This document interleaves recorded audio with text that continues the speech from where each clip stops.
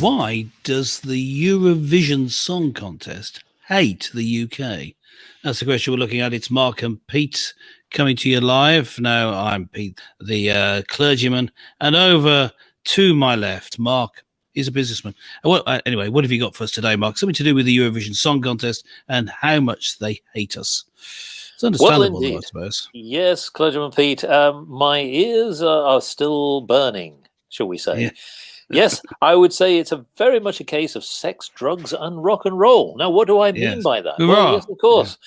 Now, anyone who was glued to the Eurovision Song Contest would notably point out that the Italian entry won. And this was unusual for a number of reasons. One, that it was more of a, should we say, a heavy metal sound as opposed to a twinkly, tinkly traditional Eurovision song, which tends to sort of wash across the screens and the airways.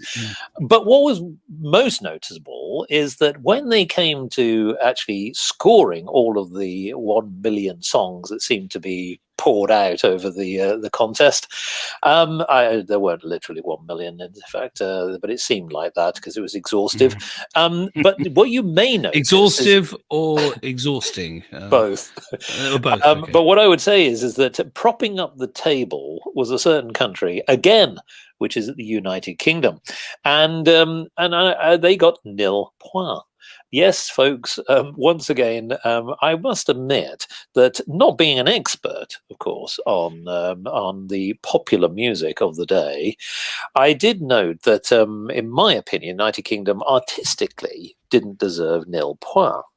However, I would also say that artistically, the group that won, the Italy's group, certainly wasn't Vivaldi, should we say? And from a musical perspective, I did think that the whole thing was very well produced, but was a bit ear-piercingly painful. Mm-hmm. So now the winner, as I understand it, this year was Måneskin. Yes, which. Follow them greatly, yes. Yeah. There's we're big fans on this show.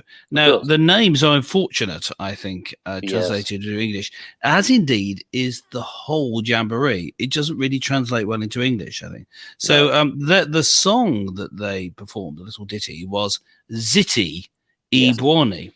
Now, someone who is Ziti in British parlance would be covered in spots, maybe squeezing them into the mirror and that sort of thing. No, I didn't see the show. It was that the appearance there, was yes, of course, yes. Bringing in a bit of personal anecdote. Would you say that? I know that you were glued to it. What would you say that is the sort of impression they were going to give? That there were a bunch of poisonous boils. Well, I must admit that sadly. That came across that way anyway. Is that what you're saying? They did have that look about them. But, I mean, I will give their musical prowess some credibility. I thought that they performed their little ditty live very well. But what was surprising was the scoring mechanism overall. I thought it was obviously political. If anyone had noticed, apart from the United Kingdom getting 0 points, you could see that anyone who had a bit of angst with their neighbours didn't get many points. That is our problem. So our answer to our original question, why do they hate us? It's politics, is it? It's just because, not simply that Brexit has occurred. I think we can say that this has been going on for years, hasn't it? Well, it has been going on for years. Although Britain has won in the past. Yes, Britain went through a period where it was a regular winner, but it hasn't won for many, many years now. Now, I will say that some of the United Kingdom's entries have been variable in quality. I would think that this particular year wasn't really exceptional, but it didn't deserve 0 points. But I think there's something else as well. It's not really a Eurovision Song Contest anymore, is it? Because, when you've got Azerbaijan, it's much broader, and you've got other countries outside of Europe, it's really more of an international song contest, which in itself is a good thing. But I still maintain it's become a pantomime. Many people are sort of switching on really to be amused by the costumes. And perhaps here's a little thought from my side, which I think is really what sums it up, which is the Eurovision Song Contest has for many years brought much joy and many tears, with the UK always running in arrears. Its best effort simply disappears. But through the laughter and the cheers come the international public smears. However, the one thing that everyone fears, it inevitably brings torture to our ears. And that's the bit that I'd have to complain about. Yes. It would be a wonderful spectacle if there was no sound. Yes, yes, that's yes. I suppose that's so. But I mean, I think that the music is funny as well. If you talk about the amusement value, it is amusing. Well, going back historically in Britain, of course, it was Terry Wogan, the Irish, well, originating in Ireland DJ, who made rather ironic comments. I understand the first time he made really sarcastic comments was because he'd lost his notes. That's the story anyway. He had these notes written on cards and he lost them, or they got in the wrong order, so he just made it up, and so he was saying ridiculous things about them, and it turns out that the ridiculous things were far better than reality, so he carried on. I don't think it's possible to make it any more ridiculous than it already is.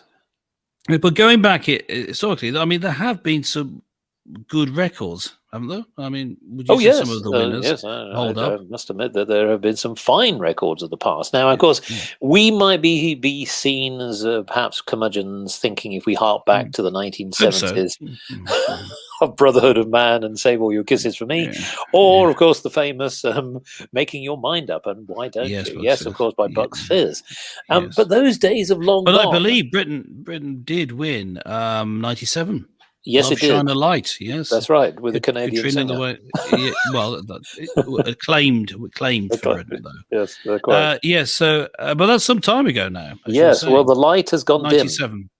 Yeah. So I think we can say, just looking at the spectacle. I mean, I couldn't bring myself to do it, but we've answered the question: why is it that the Eurovision Song Contest, or more strictly, the countries voting in it, hate us? I mean, I think the format doesn't help in that it allows people to vote in that way. You could have some sort of panel where it takes into account the votes, but have some expert comment and input, much like they do on X Factor and that sort of thing. One other way of doing it, which I think might get away the should we say, remove the political side, it would be difficult, but you don't know necessarily which country they're representing.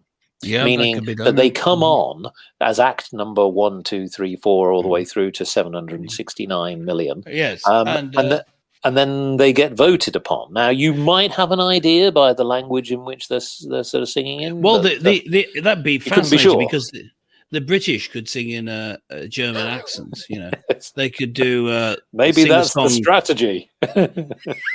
They could sing a song, I like the fact My Fatherland or something. I like the fact that the winners, your Måneskin, praising the Third Reich. Well, they apparently were alleged to have taken drugs during the winners? The show. Yes. And that's why well, you see, I think we should have mandatory drugs testing in the Eurovision Song Contest because they have it elsewhere. I think that is the answer. What, for the audience? That's the way for. No, for the audience, drugs need to be administered. It's for their own good, for their own mental health.